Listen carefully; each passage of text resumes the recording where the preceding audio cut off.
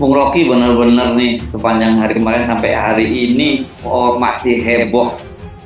Dan lagi-lagi nih menurut saya kalau saya jadi Pak Jokowi pasti saya tegur ke Gibran karena dia bikin event dadakan sendiri ya gitu, dadakan sendiri, dan itu membuat fokus perhatian publik bukan lagi ke KTT 20 ya untuk dalam negeri, tapi semua ke Solo karena Gibran bertemu dengan Anies Baswedan. Ini anak muda yang berupaya untuk cari jalan masuk di dalam elit politik, tapi dengan cara yang agak menerabas gitu. Dan memang itu sifat dari anak muda. Kalau Gibran orang tua pasti dia bisik-bisik dulu nih. Tapi kelihatannya memang ada momen yang mendesak, yaitu kepastian pencalonan Anies segala macam tuh. Ketemulah di situ kepentingan Anies tentu untuk dapat sinyal aja bahwa dia tidak akan diganjal. Itu aja minimal. Nah buat Gibran, kemarin saya promosikan dia supaya jadi wapresnya Anies karena kiranya masuk. Tentu dia berupaya untuk memberitahu pada publik bahwa apa yang ada di kepalanya itu tidak tergantung pada relawan-relawan Jokowi kan, itu intinya tuh. Kan Gibran juga dia paham bahwa ayahnya nggak mungkin lagi jadi presiden. Karena itu bagi dia membina karier mandiri itu lebih penting sebetulnya. Atau mungkin Gibran baru baca hasil Kompas survei bahwa pemilih yang ditunjuk, orang yang akan memilih siapa yang ditunjuk oleh Pak Jokowi itu cuma 15% tuh. Jadi dia merasa dia mesti bangun blok baru tuh, blok politik baru, karena dia masih muda dan reputasinya masih panjang tuh. Jadi saya menganggap bahwa itu semacam bukan pameran, tetapi memperlihatkan bahwa dia adalah seseorang yang ingin diperhitungkan dan mampu untuk membuat orang lain memperhitungkan. Kan itu gejalanya begitu tuh. Karena udah beberapa kali Saudara Gibran ini lakukan sesuatu yang bertentangan dengan kebijakan negara umumnya, mulai dari soal apa kemarin yang terakhir itu. Oh, soal copot baliho-baliho yang baliho, lalu menolak membeli mobil listrik. Sesuatu yang memang dia ingin membuat semacam distinctive political karakter, kira-kira begitu tuh, yang betul-betul distinctive, lain dengan yang ada. Ya sebab bagi dia ya reputasi dia masih panjang atau proses dia berpolitik masih panjang. Tapi yang berbahaya justru tadi betul, Gibran akan bikin pendukung-pendukung Pak Jokowi itu sakit perut, mual-mual, panas dingin, cemas. Jadi sebetulnya ini menunjukkan bahwa fanatisme itu luar biasa. Padahal anak presiden sendiri nggak fanatik lagi dengan pembelahan yang dibuat secara sengaja oleh buzzer-buzzer Jokowi kan. Saya kira juga orang kayak si Gibran ini, dia tahu bahwa ini buzzer-buzzer ini berjilat aja. Jadi kelihatannya dia juga pada semacam evaluasi bahwa perbasran ini memang memperburuk demokrasi, dan para penjilat di sekitar Jokowi justru adalah kalangan yang tadinya dianggap intelektual tapi kok jadi fanatik. Jadi kontras itu terjadi. Nah, yang belingsatan bukan cuma pendukung Jokowi tapi juga PDIP. Itu saya baca bahwa PDIP mulai merasa bahwa itu mau belah PDIP itu. Nah kalau Gibran kadernya kenapa dia mesti pecah belah? Artinya ada sesuatu yang memungkinkan Saudara Gibran ini tumbuh secara mandiri di luar pengasuhan PDIP itu. Itu intinya. Iya ya. Nanti dulu, tapi sebelum kita lanjutin ngobrol, saya ingin Anda klarifikasi ya. Karena kenapa kok kan Pak Gibran pernah bertemu dengan Anda juga sebelumnya, dan ini juga menurut saya pertemuan yang menarik juga dan membuat orang waktu itu terperangah juga. Nah, tetapi kemarin kan Anda meskipun dengan gaya saat akhirnya Anda menyatakan bahwa ya Gibran bisa pasangan dengan Anies Baswedan. Kira-kira bahasa mudanya begitu. Nah, sekarang tiba-tiba Gibran ketemu Anies Baswedan. Jangan-jangan Anda yang ada di mastermind-nya juga ada di belakang ini. Benar nggak itu? Saya mencoba memahami bahwa Anies butuh seseorang yang pada akhirnya tidak membuat dia frustrasi di ujung masa pemilihan ini. Dan karena itu kemarin saya bilang kalau syarat-syarat Anies itu adalah ABC 3 itu, menambah elektabilitas, punya pengalaman memerintah, dan yang paling penting partainya kuat untuk mengendalikan politik, itu bukan AHY, bukan juga akhir yang partainya kecil. Gibran partai PDIP, karena itu saya ambil kesimpulan. Jadi saudara berdasarkan kriteria di Anies sendiri. Tetapi sebagai orang yang punya feeling tentang yang namanya gesture seseorang, waktu Gibran ketemu saya itu pertanda pertama saya, anak ini punya drive, punya posisi sebenarnya satu sikap yang saya anggap otentik gitu kan. Karena bayangkan tiap hari mesti bapaknya tiba-tiba dia ingin ketemu saya kan. Saya anggap ini mau belajar atau mau adu argumen, dan itu nggak ada bedanya. Buat saya, orang yang ketemu saya mau adu argumen boleh, mau belajar juga boleh. Dan itu yang pertama kali mengesankan bahwa saudara Gibran punya satu sikap di dalam berpolitik dan nggak mau dikait-kaitkan dengan ayahnya itu. Tetapi saya ingatkan pada Gibran waktu itu, Anda masih ada problem dengan laporannya Ubedillah tuh. Lalu dia jawab, nggak masalah itu, justru saya ingin itu dipercepat prosesnya supaya saya bisa clear dalam karir berikutnya tuh. Jadi terlihat ada persiapan seperti Gibran ini untuk masuk dalam politik tanpa melalui fasilitas PDIP, tanpa melalui fasilitas Pak Jokowi. Kan kalau anak muda kan ngapain tuh harus tunduk pada satu partai yang sebetulnya aspirasinya nggak sama itu kan.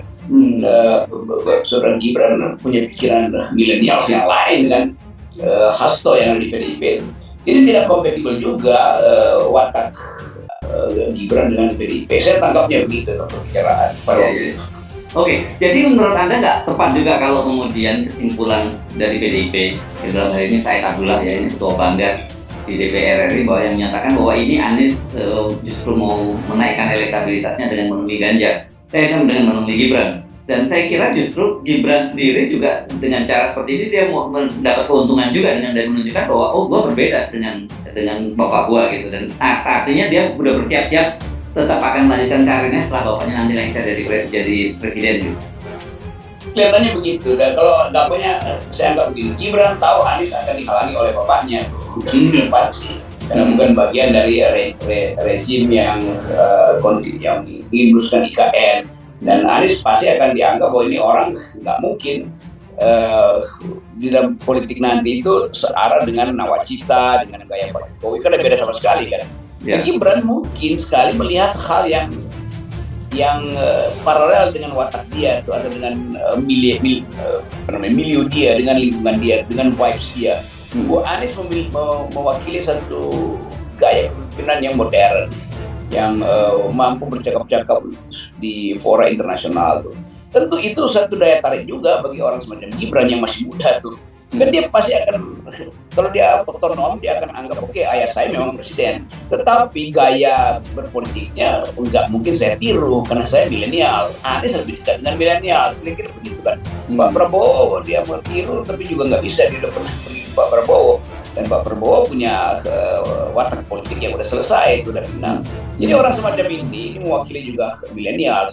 Nah itu yang dikhawatirkan oleh PDIP, bahwa geng atau saja community style tertentu di PDIP justru menganggap bahwa partai PDIP partai yang terlalu old school gitu kan. Jadi sebetulnya itu intinya tuh, dan saya melihat semua pemilih muda nggak melihat PDIP sebagai partai yang paham tentang arah milenial, itu intinya. Ya saya bisa domeni PDIP, tapi saya setiap hari itu bergaul dengan milenial dan mereka menyebutkan itu pada partai yang lama atau partai yang usang atau obsolete mereka anggap. Tapi kemudian Gibran membaca bahwa jangan dijadikan dengan bagian yang obsolete dari PDIP kan gitu kan. Oke. Dia mau cari jalan sendiri. Dan itu yang mempertemukan Gibran itu dengan banyak tokoh yang waktu dia ketemu saya, dia memang berjanji untuk sowan, untuk belajar, untuk mentoring di banyak tokoh itu. Yang pasti Anies bagian dari yang dianggap berguna untuk bertemu. Ya. Jadi kalau dengan kita menggunakan terminologi PDIP tadi yang dianggap bahwa yang menang ini adalah Anies dalam pertemuan ini, sebenarnya dua-duanya menang nih ya dengan pertemuan ini ya, Bung Prof ya. Anies saya kira nggak perlu menang lagi kan, elektabilitasnya udah karena terus lah, ini udah lampaui threshold dari kecemasan publik bahwa Anies mau dihalangi nggak dihalangi, asalkan jalan terus. Jadi yang diuntungkan sebetulnya ada Gibran, karena Gibran memberi semacam interupsi terhadap politik dan menganggap ini kalian yang musuhan cebong, kampret segala macam, saya yang diamnya cebong mau bertemu dengan kadrun kok apa beda, apa susahnya tuh. Jadi itu yang membuat relawan-relawan Pak Jokowi gelisahkan sebetulnya. Karena seorang yang ingin mereka asuh akhirnya keluar dari lingkungan itu, kayak puisinya Chairil Anwar, aku adalah binatang jalang yang keluar dari bahasanya berbuang. Kira-kira begitu. Iya. Nah, jadi kalau ya wajar kalau kemudian kolam bergolak gitu ya. Tapi sebentar bagi kita sendiri. Ini istilah-istilah yang menurun di kolam bergolak. Oke, tapi menurut saya justru sebenarnya ini positif ya bagi kita. Kita melihatnya ini justru positioning seperti yang kita inginkan, bahwa lepas dari perbedaan pandangan politik dan sebagainya, kita bisa dengan rileks, bisa duduk bersama untuk satu hal tertentu yang kita bisa sepakati. Misalnya tadi disebutkan, saya tahu bahwa ini hanya basa-basi politik, soal transportasi, iyalah, oke lah, percayalah kita soal transportasi dibahas, tapi saya kira bukan itu tujuannya gitu kan. Itu betul, dan kan bagus Gibran itu jadi icebreaker, itu mencairkan ketegangan kan. Ngapain pula sih basa-basi bodoh ini mau menghalangi itu kan, macam-macam. Itu nyinyir atau nyindir. Justru mereka yang nggak ingin bangsa ini bersalam-salaman, karena mereka ingin Gibran itu udah itu musuh Anies, seperti bapaknya musuh Anies, atau geng orang-orang tua itu musuh Anies, atau geng anak-anak muda di partai muda yang pikirannya kuno itu musuh Anies, kan begitu kan. Jadi kalau Gibran misalnya dia merasa bahwa dia bagian dari sukses Jokowi, ya dia pasti masuk PSI, dia pasti masuk PDIP. Tapi kan saya menangkap ya di PDIP itu pro forma aja tuh. Kalau ada partai baru misalnya, saya kira Gibran lebih cocok dengan partai yang tidak punya koneksi dengan hal-hal yang sifatnya ideologi yang nasionalisme yang terlalu keras, atau agama yang terlalu fanatik kan. Ini kan ciri milenial. Jadi kita mesti lihat saudara Gibran ini ada diasuh di dalam vibes millennials, dan itu yang PDIP nggak paham. Bahwa ini anak-anak muda ini ya ada yang mengidentikan dengan Bung Karno, tapi sekedar mau mengingat bahwa Bung Karno itu di masa mudanya juga bergairah hidup, bukan itu intinya. Tapi begitu jadi partai yang tenggelamlah Bung Karno oleh PDIP. Jadi PDIP menenggelamkan Bung Karno justru karena setiap kali ada problem dengan sejarah PDIP kayak mau ngamuk aja tuh. Kenapa? Karena mau monopoli Bung Karno. Karena Bung Karno itu nama bangsa, bukan nama sebuah partai. Iya. Jadi harusnya kita tidak harusnya justru melihat ini dari sudut pandang yang berbeda, tidak semata-mata persoalan kontestasi pada Pilpres 2024, tapi ada justru yang jauh lebih sublim gitu ya, dibandingkan dengan hanya sekedar Pilpres tadi. Iya, karena makin lama kepentingannya makin mendekat tuh. Kepentingan Pak Jokowi melalui Gibran, kepentingan Anies juga mulai merasa bahwa kalau nggak ada semacam pencairan itu bisa berantakan nanti proses pemilu ke depan kan. Jadi justru mereka mengantisipasi. Saya cuma menganalisis, kalau saya memang menganggap akan berantakan itu. Tapi saya membantu menganalisis bahwa geng istana merasa harus ada harus dicairkan sedikit ketegangan itu. Dan pasti Pak Jokowi juga kasih sinyal, mungkin Gibran pagi-pagi, saya mau ketemu Anies ya buat apa ya, ngoceh-ngoceh aja lah udah dengan Anies tuh. Jadi nggak ada problem yang berat di situ, kecuali mereka yang dungu dalam berpolitik, melihat menganggap politik itu harus frontal dan nggak mungkin ada percakapan. Frontal pasti frontal di pemilu, tetapi upaya untuk membuat bangsa ini bercakap-cakap kan diperlukan di pertemuan kayak kemarin. Ya. Oke. Jadi itu bisa ngamuk lagi kalau ternyata Gibran dan Anies bertandang ke rumah Megawati itu lebih gila tuh. saya jujur aja agak khawatir dengan ucapan Anda ini, karena banyak yang kemudian terbukti gitu ya, termasuk soal bagaimana Anies dicalonkan oleh Nasdem gitu, yang dulu buat kader Nasdem ngamuk-ngamuk, terus kemudian Anda membayangkan Gibran menjadi wakilnya Anies, tiba-tiba sekarang Anies bertemu gitu, meskipun belum terbukti apa follow up dari pertemuan ini. Nah tadi ada bicara soal tadi itu, wah itu saya khawatir, tolong jangan terlalu banyak prediksi yang nanti kemudian terwujud gitu. Kan politik kita nggak ada pola. Ya. Salah satunya pola politik kita adalah ngitip, tukar tambah, hal yang nggak mungkin tapi dipaksa-paksa itu. Jadi bisa terjadi sesuatu yang di luar tata tertib berpikir normal.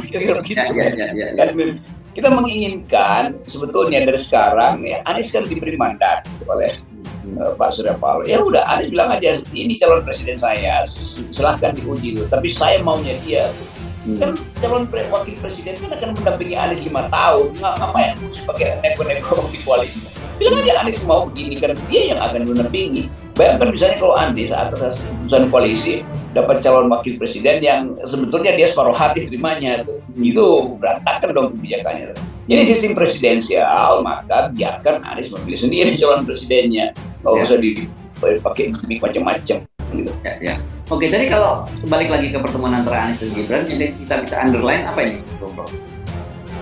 Pertama, ada perubahan besar di dalam cara istana memandang Anies. Oke. Itu pertanda pertama adalah Gibran mau bertemu atau bahkan minta bertemu dengan Anies. Tidak mungkin Pak Jokowi tidak tahu, mungkin semalam sebelumnya WA-WA sama Pak Jokowi, dan Pak Jokowi pasti akan mengizinkan. Karena Pak Jokowi juga menghitung bahwa seseorang yang dia jaminkan untuk dia pilih Prabowo misalnya belum tentu terpilih segairah Anies sekarang tuh. Jadi Pak Jokowi melihat poin yang nggak mungkin dia halangi kecuali dia akan dianggap melanggar demokrasi itu. Jadi dia mulai membaca, mengirim sinyal kecil pada publik bahwa semua orang yang potensial untuk jadi presiden sebaiknya bersiap-siap aja, nggak usah takut lagi. Kan Anies kemarin ketakutan tuh.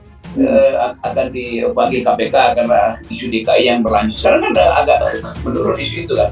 Jadi sebetulnya bukan Pak Jokowi, bukan Anies minta restu, tapi Jokowi kembali menjadi seorang yang terlatih untuk melihat peluang kira-kira kan. Jadi peluang Jokowi makin kecil, oleh karena itu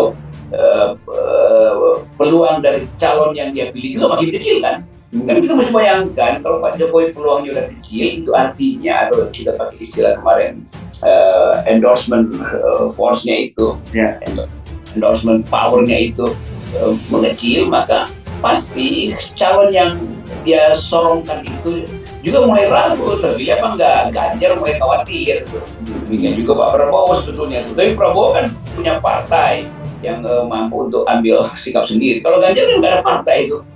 Ya PDIP, tapi kan KTP-nya mungkin fotonya udah nggak ada di situ. Ya.